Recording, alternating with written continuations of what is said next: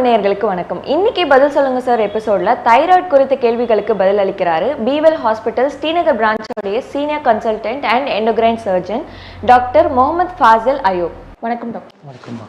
Doctor, தைராய்டுங்கிறது இப்போ ரொம்ப காமனாக வந்திருக்க ஒரு ப்ராப்ளம். அது எது தைராய்டு இல்லைங்கிறதே ஒரு பெரிய இதுவாக கேள்வியாக தான் இருக்குது. தைராய்டு வீக்கம்னா ஃபஸ்ட்டு என்னது டாக்டர்? தைராய்டு பார்த்தீங்கன்னா ஒரு சின்ன கிளாண்டு கழுத்தில் இருக்கும், சரிங்களா? சைஸ் பார்த்தீங்கன்னா it's almost around 3 into 2 centimeters. So அந்த சைஸ் இன்க்ரீஸ் ஆகும்போது தான் அந்த வீக்கமாகவே தெரியும். So most of the ladies ஓபியில் பார்த்தீங்கன்னா தைராய்டு வீக்கமாக அவங்களே சொல்லுவாங்க, இந்த மாதிரி வீக்கமாக இருக்குது சார் அப்படின்னு சொல்லுவாங்க. ஸோ அந்த வீக்கம் பார்த்தீங்கன்னா ஒரு சைடு வீங்கிருச்சுன்னு வச்சிங்களா, ரெண்டு சைடு ஆக்சுவலாக ஒரு பட்டர்ஃப்ளை ஷேப்டு கிளாண்ட். ஸோ ஒரு சைடு வீங்கிருச்சுன்னா இட்ஸ் கால் சாலிட்ரி நாடியூல். அதே ரெண்டு சைடு வீங்கியிருக்கு, ஃபுல்லாகவே வீங்கியிருக்குன்னா it's call diffuse gland or multi நாடியூலர்னு சொல்லுவாங்க. ஸோ இதுதான் main causes of thyroid swelling. So இதுதான் மெயின். அது அந்த வீக்கத்தில் ஏதாவது வலி இருக்குமா? இல்லை, most of the time it is painless, சரிங்களா? வலியே இருக்காது. வரும்போதே இதுதான் சொல்லுவாங்க, வலி இல்லை பட் வீக்கமாக தெரியுது சார் அப்படின்னு சொல்லுவாங்க, சரிங்களா? இந்த தைராய்டு வீக்கத்தை கண்டுபிடிக்கிறதுக்கு இல்லை அது எந்தெந்த சிம்டம்ஸ் காட்டும்? மோஸ்ட் ஆஃப் த டைம் சிம்டம்ஸே இருக்காது, ஒரு பெயின்லெஸ் ஸ்வெல்லிங், சரிங்களா? மோஸ்ட் 85% ஆஃப் த டைம், சரிங்களா? ஸோ இந்த சிம்டம்ஸ் பார்த்தீங்கன்னா it's because of the hormone levels. Thyroid hormones பார்த்தீங்கன்னா normal levels everyone has normal youth thyroid hormone levels. அது ஜாஸ்தியாக இருக்கும்போது ஹைப்பர் தைராய்டிசம் அந்த கம்ப்ளைண்ட்ஸ் இருக்கும்.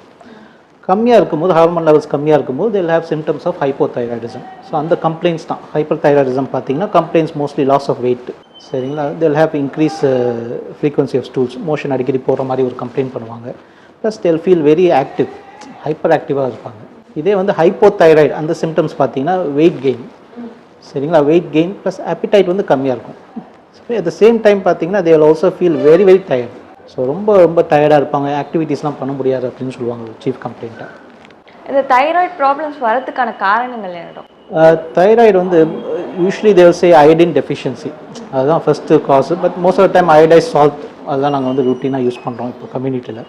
செகண்ட் திங் பார்த்தீங்கன்னா இந்த ஹைப்போதைராய்டிசம் ஹைப்பர் தைராய்டிசம் அது பார்த்தீங்கன்னா most common cos Hashimoto's thyroiditis. Thyroiditis ஒரு இன்ஃப்ளமேஷன். ஸோ அந்த கிளாண்ட் இன்ஃப்ளேம் ஆகும்போது என்ன ஆகும்னா அந்த ஹார்மோன்ஸ்லாம் கம்மியாயிடும். ஸோ அது ஹைப்போதைராய்டிசம், அதனால கிளாண்ட் ஒரு வீங்கிடும். ஸோ ஒரு ஸ்வெல்லிங் மாதிரி டிஃப்யூஸாக வீங்கிடும். அதுக்கப்புறம் பார்த்தீங்கன்னா ஹைப்பர் தைராய்டிசம் கிரேவ்ஸ் டிசீஸ்னு சொல்லுவாங்க. ஸோ அது பார்த்தீங்கன்னா பேஷண்ட்ஸ் அவங்க கண்ணெலாம் பார்த்தீங்கன்னா ப்ராமினெண்ட்டாக இருக்கும், கிளாண்டே நல்லா வீங்கியிருக்கும். ஸோ அது ஹார்மோன் லெவல்ஸ் ஜாஸ்தியாக இருக்கும். அது ரீசன்ஸ் சோ மெனி ரீசன்ஸ். அது மோஸ்ட் லைக்லி சம் இன்ஃபெக்ஷன் இல்லை இன்ஃப்ளமேஷன் அப்படின்னு சொல்லுவாங்க. ஸோ இந்த தைராய்டு இருக்கவங்களுக்கு ஏதாவது ஸ்பெசிஃபிக் ஃபுட்டு இதை அவாய்ட் பண்ணணும் இல்லை இதை தான் சாப்பிட்ணுன்னு ஏதாவது இருக்கா? இல்லை, யூஸ்வலி பிஃபோர் அந்த மாதிரி தான் இருந்துச்சு. இந்த கேபேஜ் அந்த மாதிரிலாம் அவாய்ட் பண்ணும் அப்படின்னு சொல்லுவாங்க. அது காய்ட்ரோஜன்ஸ் அப்படின்னு சொல்லுவாங்க.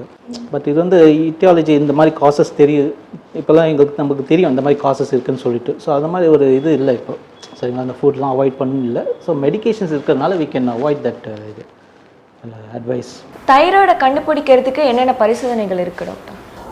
மோஸ்ட் ஆஃப் த டைம் நாங்கள் ஃபஸ்ட்டு நாங்கள் கேட்குற இன்வெஸ்டிகேஷன் பிளட் டெஸ்ட், சரிங்களா? தைராய்டு ஹார்மோன் லெவல்ஸ் பார்க்குறதுக்கு தான் நாங்கள் கேட்குறோம். ஸோ ஹார்மோன் லெவல்ஸ் ஜாஸ்தியாக இருந்துச்சு, நான் சொன்ன மாதிரி ஹைப்பர் தைராய்டிசம் ஹைப்போதைராய்டிசம் அது ஒரு கிளினிக்கல் டயக்னோசிஸ் ப்ளஸ் இந்த ஹார்மோன் லெவல்ஸ் பார்த்தாலே நாங்கள் கன்ஃபார்ம் பண்ணிக்குவோம். அடுத்தது பார்த்திங்கன்னா ஒரு ஸ்கேன். ஸோ அல்ட்ராசவுண்ட் நெக் அந்த ஸ்கேனில் எப்படின்னா ஒரு தைராய்டு நாடியூல் அந்த வீங்கி இருக்குது, இந்த போர்ஷன் என்னென்ன வீங்கி இருக்குன்னு சொல்லி நாங்கள் பார்ப்போம். நாங்கள் அதுலேயே we can find out whether there's some cancer cells அப்படின்னு சொல்லி ஒரு இது இருக்குது, ஒரு என்ன ரிப்போர்ட்டில் வரும். அது தேர்ட் திங் பார்த்தீங்கன்னா எஃப்என்ஏசினா ஜஸ்ட் ஒரு நீடல் பிரிக், அது டிஷ்யூ சாம்பிளிங் எடுப்போம் நாங்கள். அது we send it to the lab. So அதுலேயும் கன்ஃபார்ம் பண்ணிக்கலாம் நம்ம தைராய்டு பிகாஸ் ஆஃப் கேன்சரா நான் கேன்சரான்னு சொல்லி we can confirm it, சரிங்களா? இந்த தைராய்டு எப்போ கேன்சராக மாறும்? அப்படி கேன்சராக மாறுற பட்சத்தில் அதை எப்படி கண்டுபிடிக்கிறது? சம்டைம்ஸ் உங்களுக்கு பார்த்தீங்கன்னா தைராய்டு வீக்கம் ரொம்ப நாளாக இருக்கும். ஸோ அது க்ரானிக் டியூரேஷன் ப்ளஸ் அந்த thyroid hormones on and off எடுத்துகிட்டு இருப்பாங்க. ஸோ அந்த டைமில் it can change to cancer. பார்த்தீங்கன்னா ஒரு 10-15% தான் most of the cancers, thyroid cancers பார்த்தீங்கன்னா. Most of the time 85% it is not cancer. கேன்சரே இல்லை, அது கட்டி, சாதாரண கட்டி தான் அது.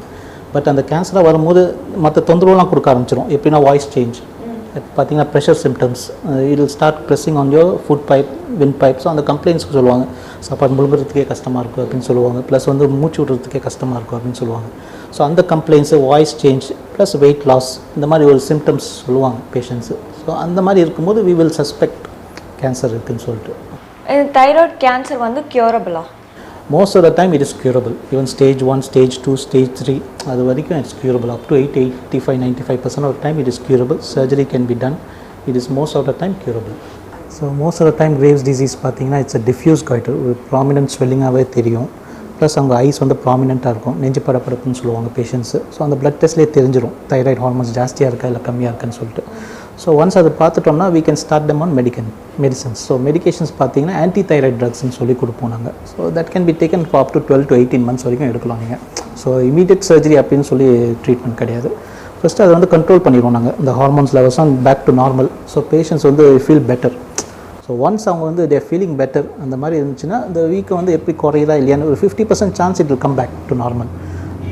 பேலன்ஸ் 50% இந்த வீக்கை வந்து அப்படியே இருக்கும். அந்த சில நேரத்தில் இது இன்க்ரீஸ் இன் சைஸ். இந்த இன்க்ரீஸ் ஆகும்போது தான் வில் அட்வைஸ் தம் சர்ஜரி. சரிங்களா? ஸோ ட்ரீட்மெண்ட் வந்து ஃபர்ஸ்ட் ஆப்ஷன் வந்து எப்போவுமே மெடிசன்ஸ் தான். இது தைராய்டு வந்து வேறு ஏதாவது பாடி பார்ட்ஸ் ஏதாவது அஃபெக்ட் பண்ணுமா? Most of the time பார்த்தீங்கன்னா thyroid hormone it will affect all the body parts. சரிங்களா? it will affect from the heart to brain, every part, liverலேருந்து. ஸோ எவ்ரி மெட்டாபாலிசம் பார்த்தீங்கன்னா it is affected. ஸோ உங்களுக்கு வந்து hypothyroidism பார்த்தீங்கன்னா you feel tired because every part is affected.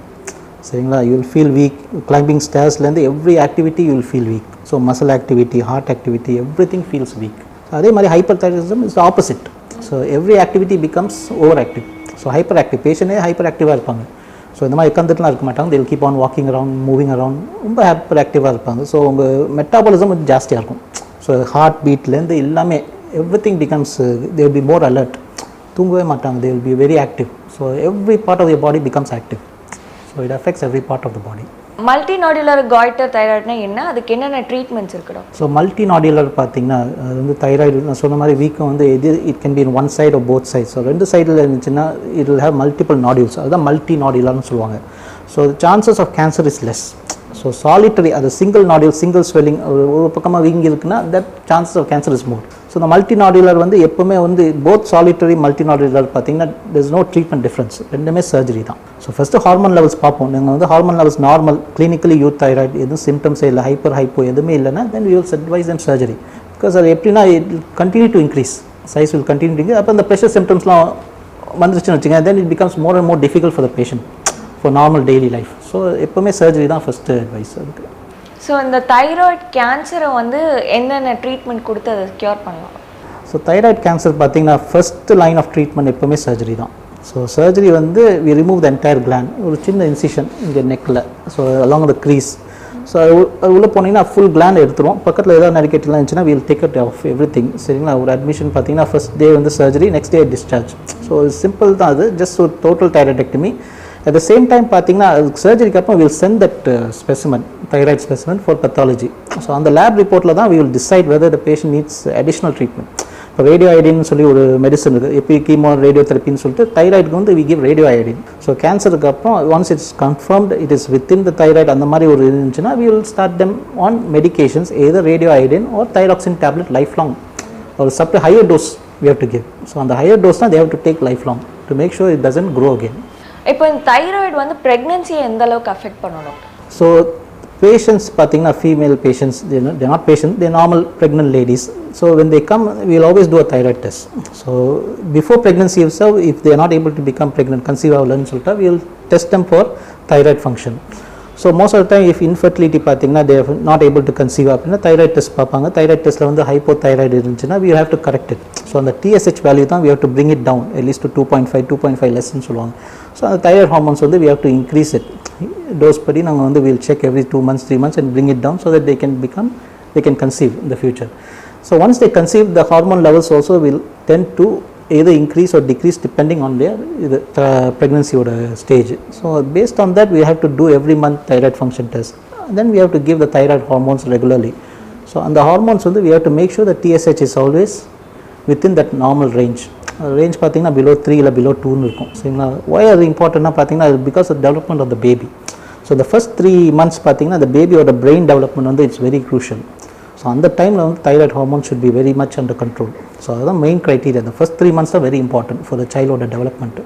After that the pregnancy கண்டினியூஷனுக்காக we make sure the thyroid hormones are normal. சரிங்களா? So அது வந்து usually we check every month thyroid function test and will give you the thyroid hormones on a regular basis. இதில் வந்து இந்த foetus வந்து abortion ஆகிறதுக்கான chances ஏதாவது இருக்கா?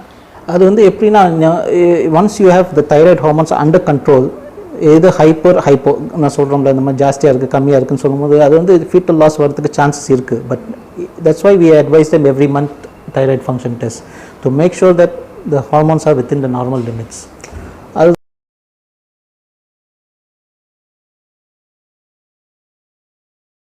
அதுக்கு தகுந்த மாதிரி we adjust the dose, thyroxine dose. சரிங்களா? So by adjusting the dose and keeping the levels on the normal, we make sure that the baby is safe, the mother is safe. Thyroid பத்தி thyroid என்ன, அதை எப்படி வரதுக்கான காரணங்கள் என்ன, அதை எப்படி ட்ரீட் பண்ணலாம்ன்றதை தெளிவாக ரொம்ப டீட்டெயிலாக சொன்னீங்க. இந்த ஃபுல்லாகவே இன்ஃபர்மேட்டிவாக இருக்கும்னு நினைக்கிறேன். Thank you doctor. Thank you very much, ma'am.